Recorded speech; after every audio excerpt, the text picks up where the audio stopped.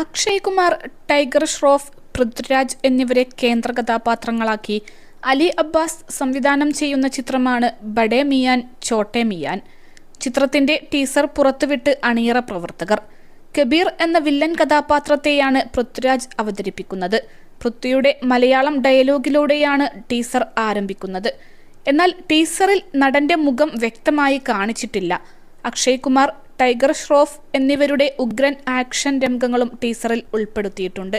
സൊനാക്ഷി മിൻഹ, മാനുഷി ചില്ലർ, അലായ എന്നിവരാണ് നായികമാർ. രോണിത് റോയ് മറ്റൊരു പ്രധാന കഥാപാത്രത്തെ അവതരിപ്പിക്കുന്നുണ്ട്. സംവിധായകൻ അലി അബ്ബാസ്, സഫർ, വഷു ബഗ്നാനി, ജാക്കി ബഗ്നാനി, ഹിമാൻഷു കിഷൻ എന്നിവർ ചേർന്നാണ് ചിത്രം നിർമ്മിച്ചിരിക്കുന്നത്. ഈദ് റിലീസായിട്ടാണ് ചിത്രം തിയേറ്ററുകളിൽ എത്തുന്നത്.